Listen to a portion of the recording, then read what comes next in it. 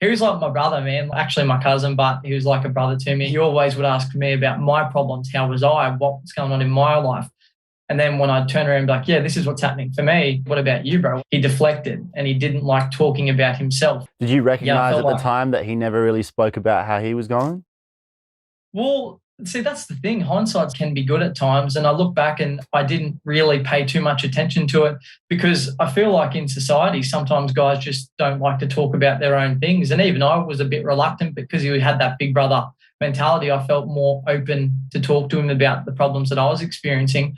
And very rarely would he open up about his, or he'd make a joke or deflect the conversation. And now I've learned, obviously, from my lived experience of what the case was. But back then, I just thought he didn't really like to talk about, much about himself. Did you ever consider for a second that he might take his own life? I suppose, yes, but at the same time, I'd like to feel that I did absolutely everything I could to be able to reach out to him to try and connect. But Matty just didn't want to connect because of that old school mentality to which we're trying to change at the minute. But when you look back, it makes sense and it's easy to see those signs and think, Yeah. I remember when he said this or when he was going through this, I can work it out in my brain how he might have jumped to this conclusion. And you can look back and that all makes sense. But for me personally, at the time with my mate and never having experienced anything to do with suicide or even really mental illness, just didn't even enter my mind. As Yeah. obvious as those signs have been looking back and now being quite educated in the space and having been able to help other friends since then, at the time, like, my brain didn't consider that for a second. Yeah, definitely, man. And I feel like that's just, again, goes down to lived experience. Now I've had that. I'm much more cognizant of around other friends and things like that because, I did reach out and you look back and you can piece the things together of, he didn't go to this social event. And there was kind of a pattern going on where you're like, oh, well, like you said, it actually makes sense now. He didn't go to this because he wasn't feeling good. And the last message that Matty sent me, he was meant to come over with his partner to a real intimate small gathering we were having. He was meant to come over with his wife, Christy, and he was going to bring us a cheese platter. I was fucking stoked about it. Anyway, the next morning he woke up and he messaged me and was like, hey, man, I'm not going to be able to make it to your party today. I'm not feeling good.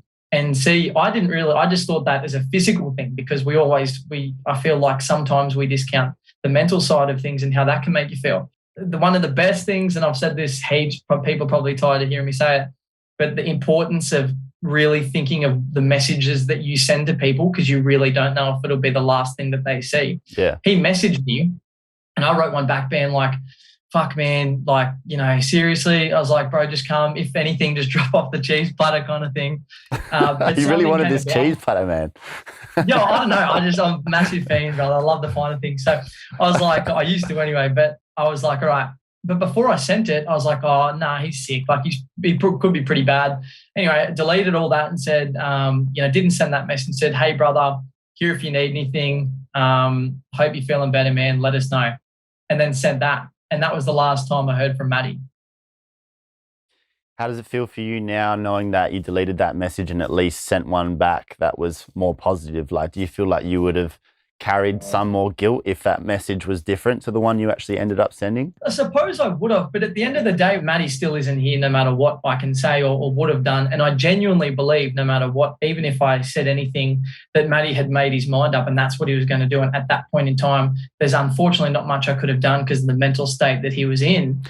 So therefore, I kind of that's been a really good lesson for me. Just being more kind. I think it's just really important to be cognizant of the messages you send to people because maybe not suicide or just anything. Life's short and we just don't know when it's our turn, when we're dropping off. So you don't know what's going on under the surface, and you do know that everyone only shows to the world what they want the world to see. Or all of us are battling with some kind of demons and struggles underneath that, and you know that you are yourself. So you've got to think, well, I bet this person is too. I don't know to what extent or if this is related to that, but just put yourself in their shoes and say, well, it's not really going to make a difference to me if I choose to be kind in this position or not, but it might make a difference to them and they might need it today. Like you said, you went over in your head what you could have done differently or what you could have said. I think everyone who loses someone to suicide needs to go through that or will inevitably go through that thinking about those things. I found that I just sort of had to tire myself out going through that in my head. And then that's probably something I couldn't have stopped till I reached a point where I was able to get some more perspective and I guess you'd say accept it.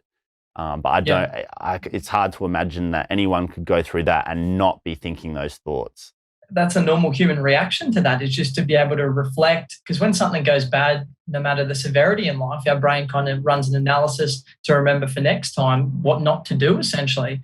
And that's with suicide, because of the finality behind it. I suppose there's nothing we can do, but our brain still runs that and it's on loop. And it was the fact that I sought professional help from psychs, went back and saw a psychologist who was fantastic and talked about it, that I was able to overcome that. Otherwise, I feel like, and maybe some people that have experienced this are still caught in that loop because they haven't went and gotten help and been able to overcome this next step. Because as you know, I'm sure you're fully aware that you never get to a point where it's all good, you know, like nothing's happened. You get to a point of acceptance and you know, you can kind of have a smile when you think of them nowadays. But, you know, that takes some time and it takes some healing to get there. Yeah, man. So tell us about the rest of Australia Day when you found out what had happened. So I remember it was pretty brutal. I remember I got a call saying, "Hey, is Matty with you?" And I was like freaking out as soon as I heard that, because that was unlike him to just go missing. And I messaged a few people and called a few people and was like, "Hey, have you seen him?" And then I messaged Matty. I haven't deleted messages. I don't know. I'll just keep him because I don't miss him, love him. Anyway, I remember messaging him and calling him and his phone was off. And I just kept saying, "Hey, brother, like, I love you. I really, like, if anything's wrong, please let me know. Please come and see me." And I got nothing back. And I was full of anxiety because my brain started to piece the pieces together from what had happened in the past in his kind of tendencies. And I was like, oh no, like, I was like, please, not, like, you know, negotiating with God, I guess you could say. And then I got a call a few hours later saying, "Hey, we found him, Matt's passed away." That absolutely brought me to my knees, because I was, you know, like it did everybody who was in his life, because he was an awesome human. And yeah, I suppose from there I tried to put the pieces together of how I was going to come back from that. And then I went to the hospital and saw him. And then yeah, that was really a final thing, that I was with him the day before. Yeah, and then you kind of said it's a massive eye opener. And it took me some serious work on myself to get through that. I got that same phone call. What happened to your body when you got that call? In some sense, it was like I was floating. I was so anxious. I couldn't concentrate. So I got, So I got the phone call afterwards. Sorry, to go back on that. I got the phone call afterwards. What actually had happened first, before I got another call from one of his other family members, is my cousin, who's, again, like one of my best mates, was walking. I called him and said, "Hey, call me if you hear anything." Like, and he was assuring me, he's a bit older. He's like, "Yeah, man, look, I'm sure he's just gone, you know, having his own time." And I said, "Look, call me as soon as you hear anything." And I was sitting on my bed at the time, and I saw my cousin pulled up out the front, and he was just like had his hands on the steering wheel and was like looking forward for like 5 minutes and didn't say anything. And I walked out to the driveway and like looked at him, because I was like, I just could sense, because I was like, he would have called me if it was anything, like if he was okay. Anyway, and then he came out and he just told me point blank, he said, "Matt's killed himself," and gave me a big hug, and we cried together and went out the back of my place and just sat down on the back deck and just kind of cried together and just chatted. And he was awesome, actually. Like, yeah, my cousin was fantastic in helping me for that initial stage, that initial shock stage, because same thing, I was like shaking and crying, and just, it turns your world upside down, because you think to yourself, it'll never happen to me until it happens to you. I felt that way about suicide. And then, yeah, that happened. Yeah, I completely relate to that. It's unlike anything else, especially if you haven't experienced any sort of a sudden loss before. Because for me, that was the first time that someone in my life had died at all, who, you know, it wasn't their time, and they shouldn't have died anywhere near that young. And this is the first time and the only time, luckily, that I've even gone into shock.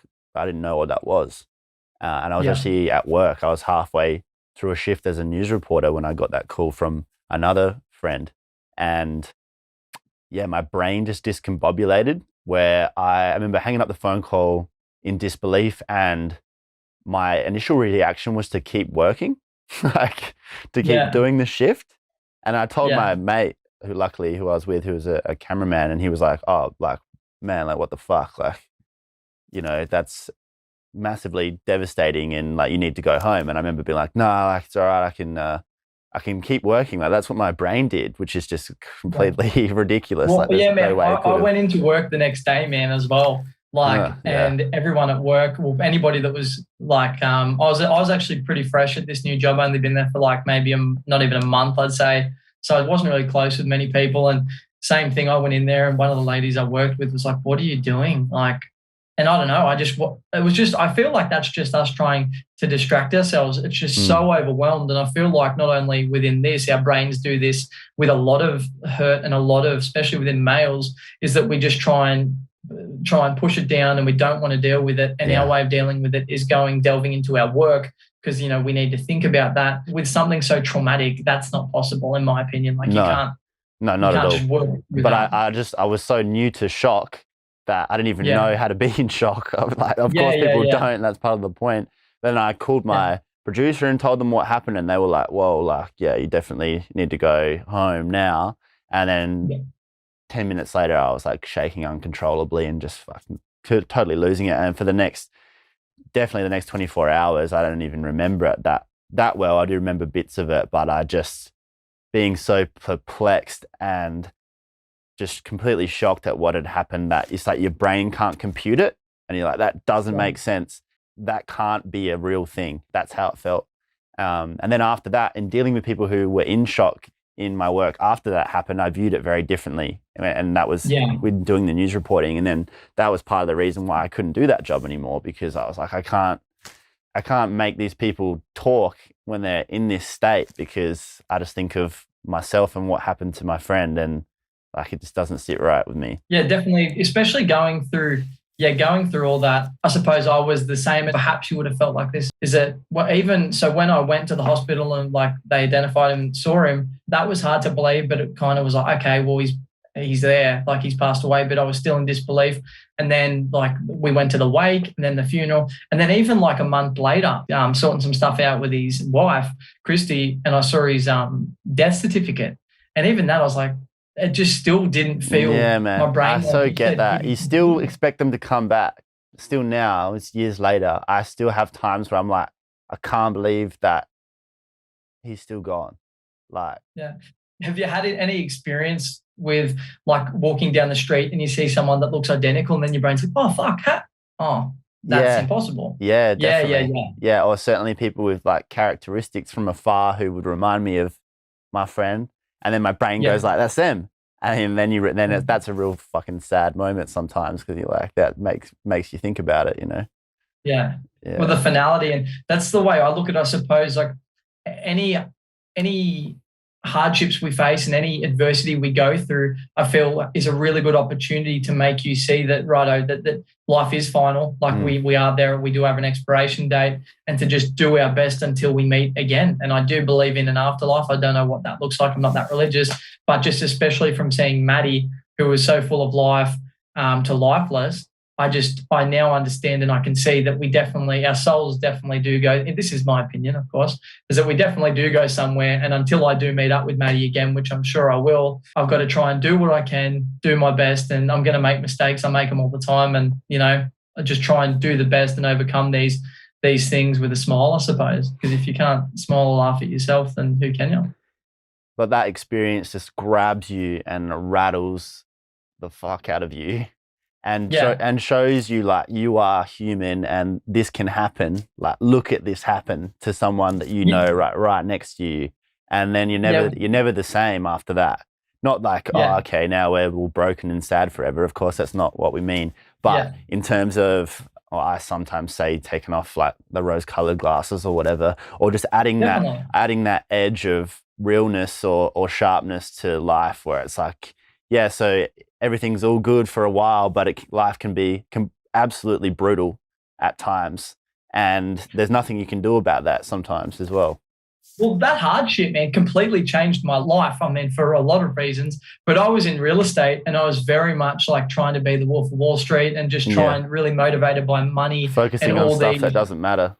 Exactly. And once this happened to me, like I took, like you said, the rose-colored glasses off, and I was like, money's irrelevant. I was like, cars are irrelevant. Like all this shit that I didn't need. And from there, I worked in real estate for like maybe another month or two, and then gave it away. And then from there, I started a degree in psychology, started going out with Christy to all these schools and, gyms and stuff. And we started facilitating these sessions. And yeah, from there, I was like, I love presenting. I'm very passionate about mental health. I'm very, very passionate about suicide awareness and prevention from my lived experience of it. And then from there, it's gotten me a job working with Open Arms in a lived experience role, helping veterans, and also, run and talk to me, bro, with Luke and stuff like that. So it's been one of the hardest experiences in my life, but it was one of the biggest kicks in the bum to give me idea and shape of where I needed to go in life.